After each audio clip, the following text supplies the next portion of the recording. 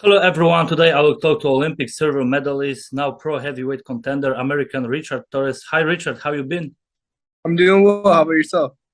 Everything is fine. My name is Michal Adamczyk of boxingzone.org. Richard, first let's talk about your last fight in Tulsa, Oklahoma, which took place 3 weeks ago.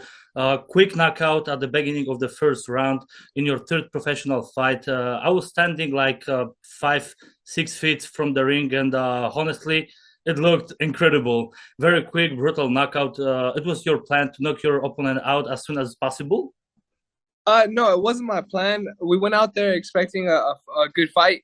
And I think that means that training camp went well. Sorry, I have a dog. I think that means that training camp went well. We went out there and we did what we were supposed to do. A punch landed early on, and I think that kind of dictated the fight. Okay, but what can you say about your collaboration with Mr. Bob Arum and Top Rank? How would it come about?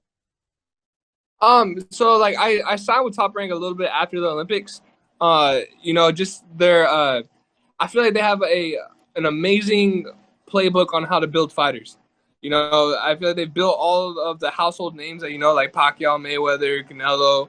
A lot of the greats that have all gone through Top Rank. And so I feel like in order to don't do a new story, just follow the one that they give you. And so I feel like Top Rank has a tradition of building legends, and I want to be part of that. Besides possessing boxing talent, you are also an educated person. How can you juggle training and going to school? If I remember correctly, your parents are teachers, right? Yeah. Both my parents are teachers, and my sister's actually a teacher too. I think the way I handle it is school kind of gives me a routine.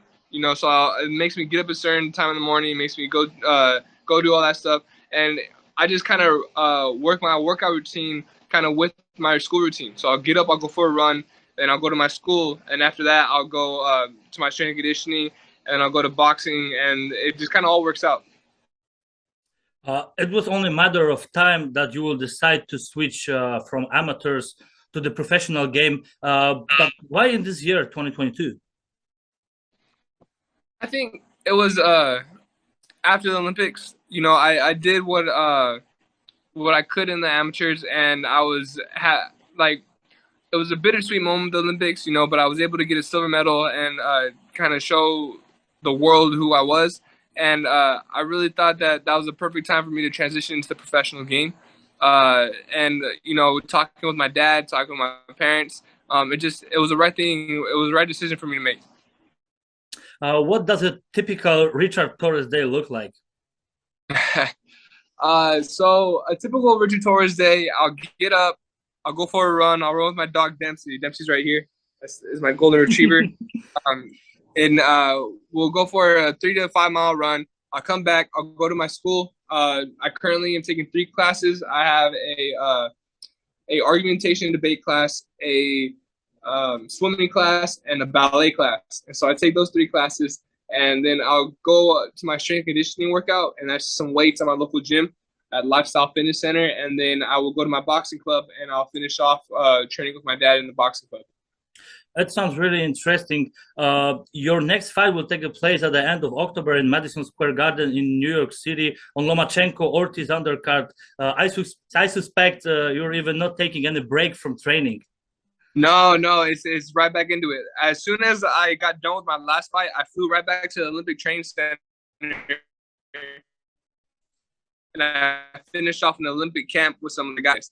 And so I was straight back into training. My dad has given me like a weekend off, and so that was fun.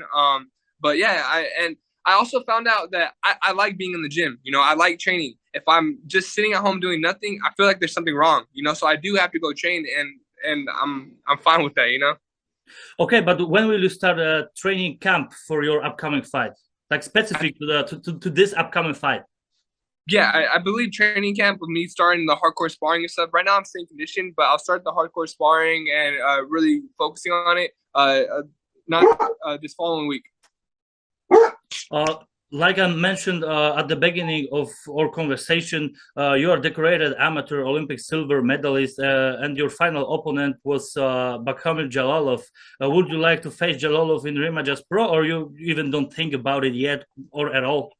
No, I mean it's always in the back of my mind. You know, I would really like to challenge him again and see how that goes. I feel like my style and my conditioning level it really it plays well in the professional boxing scene. And if I get a couple more rounds with him and see how that goes, I feel it'll be good. Okay, but well, what does it mean to you fighting on the undercard with Vasyl Lomachenko? Oh, it's amazing. I can't believe it. You know, I told my dad, I was like, Pops, we're on a Lomachenko card.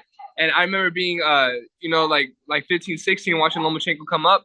It was jaw dropping to see him fight.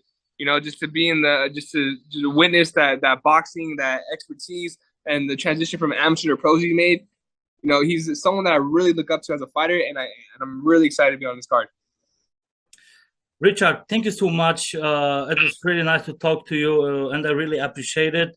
We will follow your career, and all the best for you from me and from Polish fans.